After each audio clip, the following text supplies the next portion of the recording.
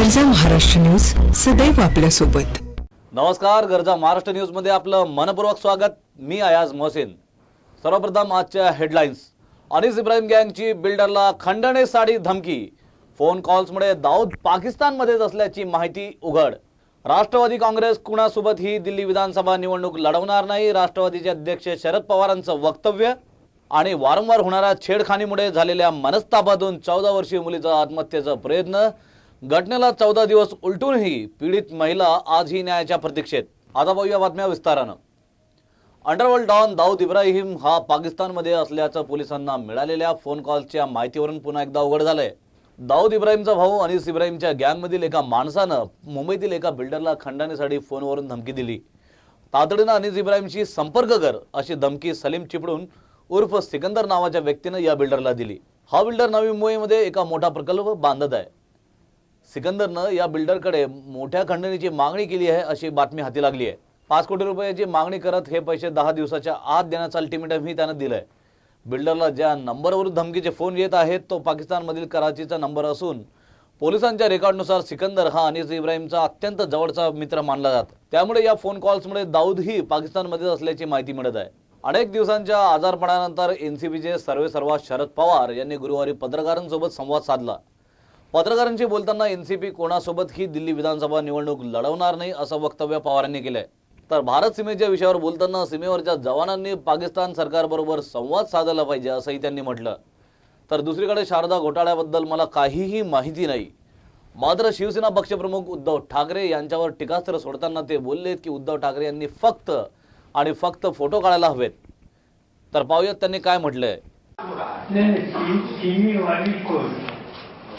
आज मैंने जो Malegaon sugar factory का एक एग्जाम्पल आपको दिया। इस मालेगांव शुगर फैक्ट्री के 40,000 किसान में हो गए थे। वो अपना ही खेल है, वही खुद मालिक है। जो गन्ना पैदा करता है वही खुद मालिक है। या कुछ चाहता मिलना कि नहीं, कुछ प्राइवेट मिलें थोड़ी बहुत हो सकती है, और यहाँ की मिलें किसानों की है। और इसलिए किसानों ने क्या सहन करना चाहिए ये सरकार कह सकता है। सीधा सीधा उन्होंने ये कहना चाहिए कि भाई किसानों ने गन्ना पिकाते हैं, उन्होंने कुछ जिम्मेदारी लेनी चाहिए।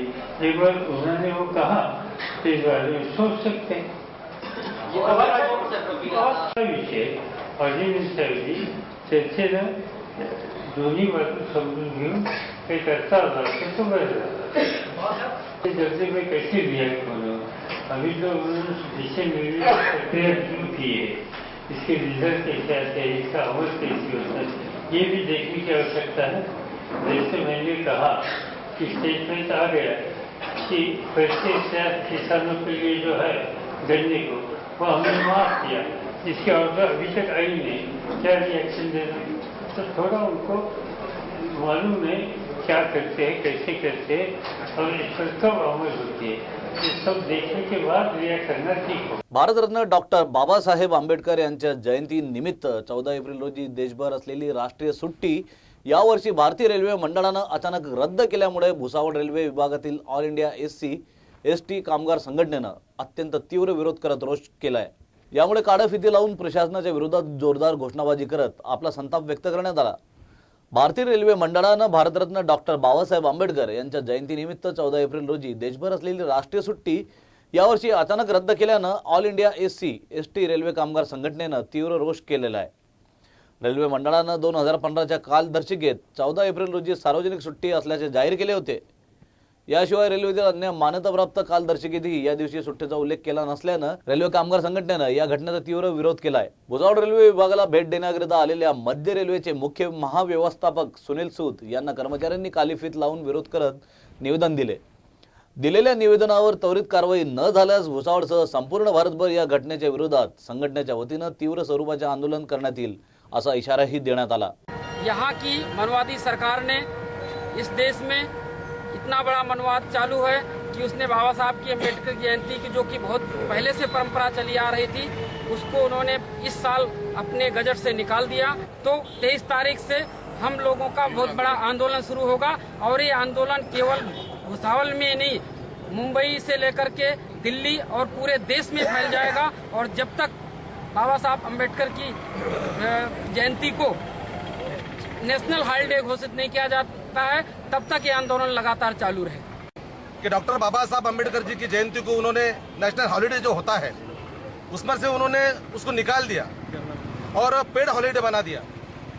इसका मतलब क्या होता है ये हमें समझ में नहीं आया। हम लोग चाहते हैं SC/ST एसोसिएशन की जो मांग है कि डॉक्टर बाबा साहब अम्बेडकर की जो जयंती है वो नॅशनल हॉलिडे होना चाहिए। वारंवार होणारी छेडछाड, तक्रार केल्यानंतर पोलिसांनी दाखवलेली संवेदना शून्यता व त्यातून होणारा मनस्ताप यातून एका 14 वर्षीय मुलीनं गळफास लावून आत्महत्या करण्याचा प्रयत्न केलाय। रुग्णालयात मृत्यूची झुंज देत या घटनेला 14 दिवस उलटूनही गेल्यानंतर आज न्यायाच्या प्रतीक्षेत ही पीडित आहे। गेल्या काही दिवसांपासून भोसरी धावडे वस्ती येथे राहणारे काही रोड रोमिओ एका 14 वर्षाच्या मुलीची वारंवार छेड काढत होते। घराची गरिबीची परिस्थिती आणि मध्यमवर्गीय कुटुंब यामुळे या रोमिओंची मजल खूप दूरपर्यंत गेली। हा प्रकार वारंवार सुरू झाला। हा प्रकार कुठेतरी थांबावा या उद्देशाने मुलीच्या पालकांनी MIDC पोलीस ठाण्यात धाव घेतली, परंतु पोलिसांचे निष्काळजीपणाचे आणखी एक जिवंत उदाहरण त्या ठिकाणी पाहावयास मिळाले। त्यावेळी ड्युटीवर असणाऱ्या महिला पोलीस उपनिरीक्षक भागवत यांनी उडवाउडवीची उत्तरे दिली असा आरोप लावण्यात आलाय। फिर्याद दाखल न करता फक्त लेखी तक्रार दाखल करून घेऊन घटनेच्या गांभीर्याकडे सपशेल दुर्लक्ष केले। तक्रार दाखल करण्यात आली असून सुद्धा संबंधित रोड रोमिओंना कसलीही समज किंवा कारवाई केली नाही। त्यामुळे आत्मविश्वास बळावलेल्या या महाभागांनी 31 डिसेंबरला थेट मुलीच्या घराच्या आत जाऊन शिवीगाळ करत मुलीच्या आईला सुद्धा मारहाण केली।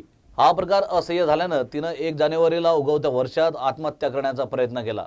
घरच्यांनी वेळीच पंख्यावरून खाली उतरवल्याने तिचा जीव तर वाचला, परंतु ती आजही मृत्यूची झुंज देत आहे। तिला भोसरीमधील संत ज्ञानेश्वर रुग्णालयात दाखल करण्यात आले, परंतु घरच्या हलाखीच्या परिस्थितीमुळे त्या रुग्णालयात व्यवस्थित उपचार घेणे शक्य नसल्यानं तिला शनिवारी पिंपरीतील यशवंतराव चव्हाण रुग्णालयात हलवण्यात आलं। घटनेची माहिती मिळताच अनेक राजकारणी मंडळींनीही तिची भेट घेतली। संबंधित पोलीस आणि मुलांवर कारवाई करावी अशी मागणी करण्यात येत आहे। हा सर्व प्रकार अत्यंत धक्कादायक असून यामध्ये नक्की चूक कोणाची?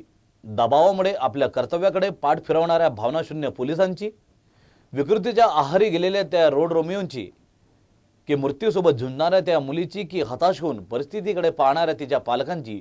हा सर्वात मोठा प्रश्न इथं उपस्थित होत आहे। निश्चितपणाने या ज्या भागवत म्हणून पोलीस अधिकारी आहे त्यांची चौकशी करून त्यांनी त्याच्यात दिरंगाई केली आहे। ते पेपर्सवरून आणि मुलीच्या नातेवाईकांच्या बोलण्यावरून ते स्पष्टच होतं आहे। शिवसेनेचे शाखा प्रमुख विवेक चुनचुणे गोविंद चुनचुणे यांच्याकडे काल ही माहिती गेली आणि आपण सर्व माध्यमांनी याच्याकडे लक्ष वेधल्यामुळे या संदर्भामध्ये समोर आले। नाही तर कितीतरी मुली अशाच पोलिसांच्या बेपर्वा वृत्तीमुळे बळी जात आहेत, ही वस्तुस्थिती आहे। मला नेहमी असं वाटतं की भाकरी करपली असते ती बदलायला पाहिजे, पण ती भाकरी परिवर्तन झालं आहे, पण अजूनही पोलिसांच्या पैकी भ्रष्टाचार आणि दबावाखाली काम करण्याची काही अधिकाऱ्यांची मानसिकता बदलत नाही आहे। मी तर असं म्हणेन की पुणे जिल्ह्यामध्ये जे अधिकारी चांगलं काम न करता अशा पद्धतीने दबावाला बळी पडत आहेत याचा पूर्ण आढावा घेऊन मोठ्या प्रमाणात सामूहिक बदल्या आणि ज्यांनी दुर्लक्ष केली आहेत आत्तापर्यंत ज्या केसेसमध्ये निकाल तर झालेलेच नाही आहे, आरोपी पण सापडले नाही आहेत, त्या सर्व ठिकाणच्याबद्दल एक कठोर कारवाई सन्माननीय मुख्यमंत्र्यांनी करावी अशी आमची मागणी आहे। आता बातमी नागपूरमधून। मकर संक्रांतीच्या दिवशी नागपूरमध्ये नायलॉनच्या मांजाच्या वापरामुळे अनेक लोक जखमी झाले आहेत। नागपूरच्या मानेवाडा या ठिकाणी राहणाऱ्या बुबुल विसेंच्या गळ्यात एक नायलॉन मांजामुळे अचानक मानेला गंभीर दुखापत झाली आहे। बघता बघता बबुलचे संपूर्ण शरीर रक्ताने माखले। दरम्यान तिथं उपस्थित एका नागरिकाने बबुलला एका खासगी रुग्णालयात दाखल केले। त्यावेळी डॉक्टरांनी त्याच्या मानेला जवळपास 8 टाके लावले। दिवसभरात नागपूर विभागातून अशाच बऱ्याच घटना ऐकायला मिळाल्यात। पोलिसांनी यावर्षी नायलॉन मांजावर वापरावर रोक लावली होती, परंतु याकडे सपशेल दुर्लक्ष होत असल्याचं चित्र दिसून येत आहे। यावेळेस नागपूरच्या बाजारात भेटणारा नायलॉनचा मांजा जनसामान्यांसाठी जीवघेणा ठरत आहे। प्रत्येक वर्षी या मांजामुळे दुर्घटनांचे प्रमाण अधिकच वाढत आहे। मकर संक्रांतीच्या निमित्तानं विविध पतंगांनी सध्या बाजार खुलले आहेत। तसेच यावर्षी बाजारात विविध प्रकारचे मांजे सुद्धा विक्रीसाठी उपलब्ध आहेत। गहरी तो चोट तो होती नहीं, चोट ज़्यादा मुझे 8 टाके लगे। आड़ा मंजा आने की वजह से गला बहुत कट गया था, ब्लड बहुत ज़्यादा जा रहा था, एकदम रुक नहीं रहा था।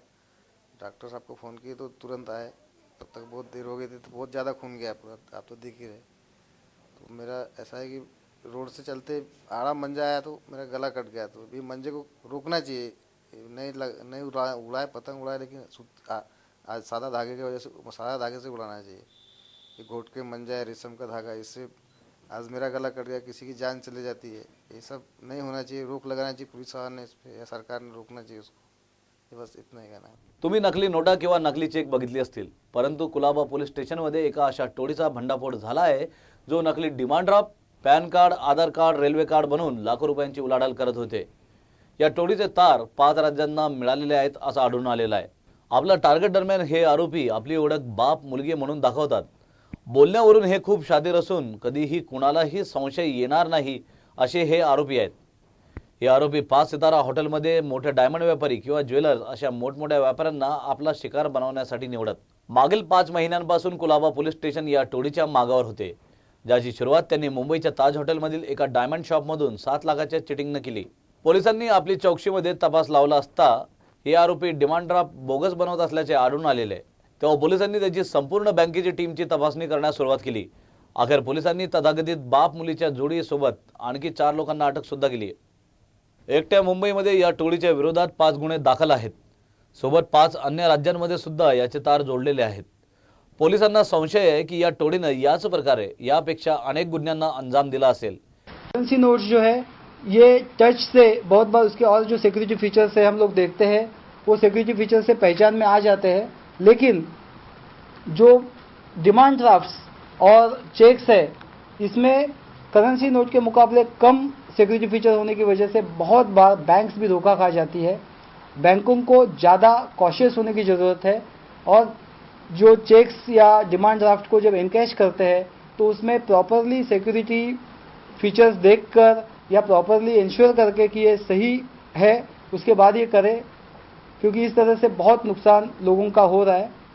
इस गैंग का इन्वॉल्वमेंट और इस तरह के ऑफेंसेस में है क्या नहीं, इसके बारे में हम इन्वेस्टिगेशन कर रहे हैं, क्योंकि फेक चेक्स यूज़ होने के बहुत सारे ऑफेंसेस मुंबई में दाखिल है, जिसमें से 8 ऑफेंसेस सिर्फ जोन 1 में दाखिल है, जिसमें जो चेक रहता है, चेक किसी भी बड़ी पार्टी का चेक और उसमें उनको इशू किया हुआ जो बुकलेट रहता है, उसी सीरीज का एक चेक नंबर करेंसी नोट्स की, जिसको वो इस तरह से यूज़ करते थे। ये सभी फर्जी फोर्ज्ड या फेक इंडियन करेंसी है।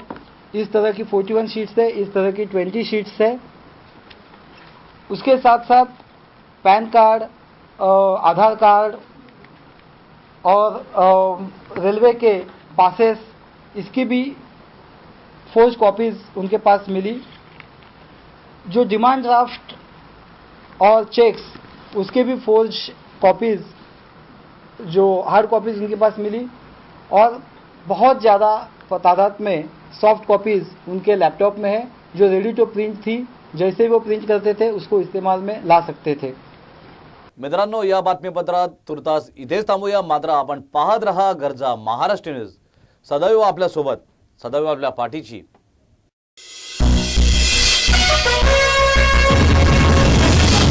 गरजा महाराष्ट्र न्यूज सदैव आपल्या सोबत।